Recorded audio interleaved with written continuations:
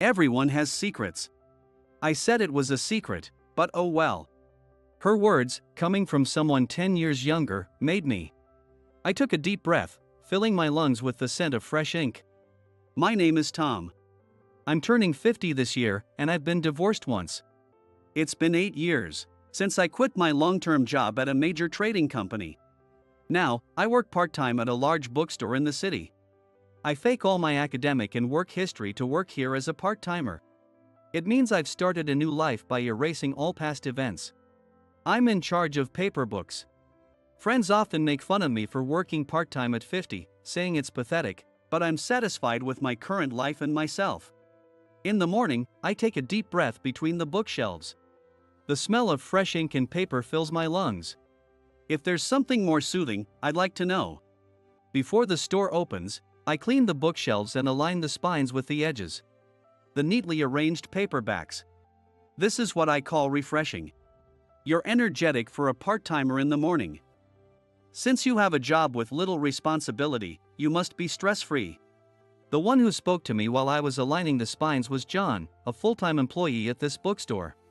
I think he mentioned he's 32 this year. To my former self, John would have been considered a subordinate due to his youth, but now I'm someone he bosses around. Whenever John has a bad day at work, he takes it out on me like this. It's probably his way of relieving stress, but it's a nuisance to me.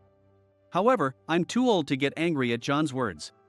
I just let it go in one ear and out the other, and respond with a wry smile, yeah, I guess. In this bookstore, there seems to be an invisible wall between part-timers and full-timers. It's probably because there are many full-timers like John. I assume juniors observe their seniors and act the same way, leading to the current unchanging relationship. Ignoring John's sarcasm, I focused on the spines of the paperbacks again. My fingers stopped momentarily on the fifth spine from the left. The title of a book I once bought for my daughter when I was still married was printed there. It was a minor book, but it seems it got published as a paperback. I briefly thought of my daughter, whom I hadn't seen in a long time. I lost my family 8 years ago. I was always focused on work and neglected my home and family. I believed that was a man's way of life. I think I made my wife feel lonely all the time. When she asked for a divorce, I angrily said, "Get out." My wife took our daughter and left the house just as I had told her to. I thought she would cool down and come back after a while. I didn't realize how determined she was and thought it was a simple matter. I really was a fool. A few days later, I was stunned when a divorce notice arrived from her lawyer. Since then, I haven't seen either my daughter or my wife. I have my pride, too. I threw myself into my work even more, not noticing the trap set by a colleague in my haste to achieve results. In the end, I lost my job at the same time as my divorce. I was forced to resign from the company I had devoted myself to for so many years. Losing both my job and my family, I hit rock bottom in my life. A lonely middle-aged man with nothing but money. After resigning, the only place I went was this bookstore. The smell of fresh paper and ink. One day, I saw a part-time job advertisement in the store, and applied immediately. Given my age, I was worried about being turned down, but apparently, they needed someone urgently, so I started working the next day. I really was lucky. Tom, it's time for the morning meeting. As I was lost in thoughts of my daughter, I was reminded of the morning meeting by Sarah, the full-time employee in charge of art books. She has long hair braided up and always wears dark clothes, earning her the nickname, the Witch of the Third Floor, from regular customers. Art books are on the third floor, and she is responsible for that area. Her pale wrists are so translucent that you can see the faint blue veins, which sometimes startles me. Moreover, Sarah is a striking beauty who turns heads. She's not unfriendly, but she never smiles. I think the term cool beauty was made for her. Oh, sorry. I'll be right there. I hurriedly dashed out from between the bookshelves. In my haste, I nearly bumped into Sarah. I caught a whiff of her usual perfume. A cool, refreshing scent that suits her well. I'm sorry. Apologizing for almost bumping into her, Sarah simply signaled with her eyes that it was okay. She rarely speaks unless necessary. We took the elevator down together to the first floor, where the morning meeting was held, and most of the staff were already gathered. I saw John glaring at us as we arrived together. Everyone in the bookstore knew that John had a thing for Sarah. I find it absurd that he would be jealous of a 50-year-old man like me. John probably picks on me excessively because he wants to impress Sarah. He wants to show off by belittling me and boasting about his famous university degree and savings. Of course, Sarah isn't the type to be swayed by such childish antics.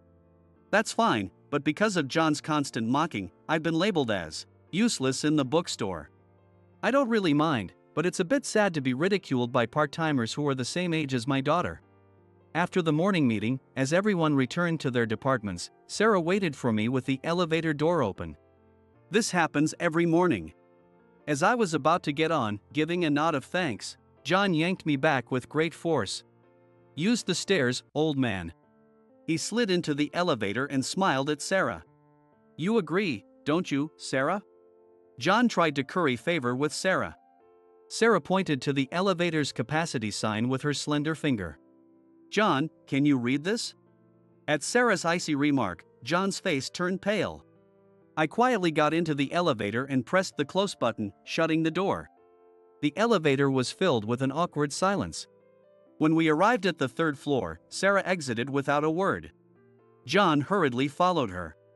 His panicked demeanor was so amusing that I burst out laughing as soon as the doors closed. Sarah's handling of him was just too perfect. I doubt John could ever win her over, even if he had 100 years. Too bad for him. Everyday life may be monotonous, but it has its moments of interest and change. Just the other day, a young foreign woman was struggling to find something on the paperback floor. I looked around, confirmed there were no other staff members available, and approached her in English. But she looked puzzled and shook her head. Next, I tried speaking to her in French. Her face lit up instantly. She was a French woman who had just arrived in the States and didn't understand much English. She was looking for the art book section, so I guided her to the third floor and found the book she was looking for. It was an art theory book written in French. We went to the register together, and I handed her over to Sarah. "She needs to pay. Please take care of it." As I handed over the book, Sarah glanced back and forth between me and the book with a blank expression. Then she quietly said, "Understood." I felt a little nervous, thinking I might have done something wrong, but she returned to her usual self the next moment. So it was probably just my imagination.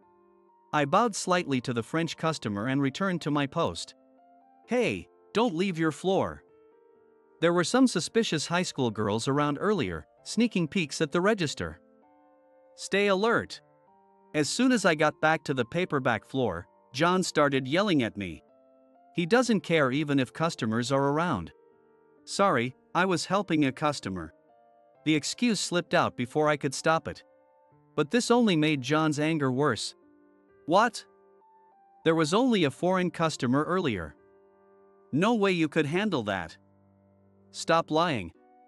You're a 50-year-old part-timer. Not a prestigious university graduate like me. John's shouting echoed to other floors. Everyone, both regular customers and colleagues, probably thought, there he goes getting yelled at again. I sighed internally, thinking, here we go again. John seemed to enjoy lecturing me, his voice growing louder and louder. At that moment, I noticed a high school girl watching us. She looked like she wanted to say something to John but quickly turned and ran away when our eyes met. Was she the girl John was talking about? John's lecture continued for about 20 minutes. About 2 weeks after John's tirade, another foreign customer, this time a man, was wandering around the store repeatedly. One of the part-time girls asked, "What should we do?" I asked, "Could you call out to John?" If I stepped in, I'd get another lecture. John, boasting about his prestigious degree, should handle it smoothly. Feeling flattered by the girl's request, John strutted over to the floor. He confidently approached the foreign customer and spoke loudly enough for us to hear. The customer looked puzzled and shook his head at John's English. And then he said, "Can you help me find it?" in French. He handed John a memo, clearly looking for some materials. John's face turned to one of despair as he took the memo. It was probably written in French. John always boasted about being multilingual. Who knew he couldn't understand French? Employees and part-timers watched from a distance as John began to fluster. His helpless and ridiculous state, after so confidently approaching the customer, was almost pitiful. "Aren't you going to help him?" I was startled by the voice behind me and turned around. Sarah had come down from the art books floor and was still looking at John. "What are you going to do?" she asked again. I wouldn't be much help to John. To be honest, I wanted to abandon John and laugh at him with the others. I held a grudge against him. Embarrassed that Sarah might see through my mean-spirited thoughts, I felt my cheeks flush. Sarah's piercing gaze seemed to see right through me. Lying to her was impossible. I took a deep breath and approached John, gently tapping him on the shoulder. "What? Can't you see I'm busy right now?" John snapped, his voice high with anxiety. When he realized it was me, his face turned bright red. I quietly said, "I'll take over," and motioned for him to step back. John looked bewildered. But he also looked somewhat relieved. I turned to the customer and started speaking in French. The customer looked relieved and began to explain. He said he was a friend of the woman I had helped with art books the other day. She had advised him to come to this bookstore if he needed help finding something. I apologized for not being able to assist him sooner. I asked him what books he was looking for. The memo listed several book titles in French. Like before, they were art theory books. "Sarah, he's looking for art books. Could you assist us?" I called to Sarah, who nodded quietly. To my surprise, a faint smile appeared on her face. Seeing Sarah smile for the first time made my heart skip a beat. I was incredibly flustered. Sarah addressed the customer in fluent French, saying, "I'll show you the way." "What? Sarah, you can speak French?" "I studied abroad," she said casually, leaving me stunned. Then why hadn't she stepped in to help John herself? I don't understand why she dragged me out. Maybe Sarah has something in mind. "Tom, you know where the books are, right? Can you show him? I'll get the ones from the closed stacks." With that, Sarah disappeared into the back. Left with the customer, I continued the conversation in French, locating each book he needed. During our search, he was fascinated by the rarity of an American person speaking French, asking many questions and making small talk. Later, one of the part-timers told me that John had been glaring at us the whole time. John had been humiliated in front of the staff and customers. I'm sure he now resents me even more. Especially in front of Sarah, who he admires. I couldn't help but worry that he might retaliate somehow. I felt someone's gaze and turned to see the high school girl I had noticed earlier watching us intently. Maybe she was looking for something too. "Are you looking for something?" I asked. She quickly shook her head, looking flustered. Her profile seemed familiar. Then she said quietly, "You were really cool just now." She must have seen the commotion. Embarrassed, I scratched my head. "Thank you. If you need any help, feel free to ask." She responded energetically, "Okay." Then she turned and bounced down the stairs. Her way of hopping down the stairs reminded me of my daughter when she was young. Not walking step by step, but hopping, like she was doing. I suddenly remembered the familiar sound of my daughter's footsteps in our large house. I hadn't seen her in so long. Would she be disappointed if she saw me now? Would she scold me for throwing away everything for my career? The thought crossed my mind, and I felt a pang of sadness in my chest. "Tom? You look a bit pale. Are you okay?" Sarah had returned with the books from the closed stacks and was peering into my face. I must have looked down, thinking about my daughter. "I'm fine," I said shortly, forcing a smile. Sarah gave me a skeptical look. She must have realized I wasn't going to tell her the truth. Turning to the customer, she began explaining the books in fluent French. "My role here was done," I quietly said. "I'll head back down," and returned to the paperback floor. As soon as I got back, John was waiting and immediately caught me. Another round of sarcasm and lectures, I thought, feeling weary. I've tried to tell myself that John's constant lectures are just part of my job, but it's still hard to listen to. John pulled me into a spot hidden by the bookshelves and glared at me intensely. I honestly thought he might hit me. John's expression was furious and tense. I expected him to start lecturing and berating me, but he seemed uncharacteristically hesitant. Do you? Unable to stand the long silence, I spoke first. Maybe it's because of anger and embarrassment. John's body was trembling slightly. If there's nothing, I'll get back to work. Saying that, I tried to leave, but John's hand grabbed my shoulder firmly. He gripped both of my shoulders so tightly it hurt. He hung his head and mumbled something.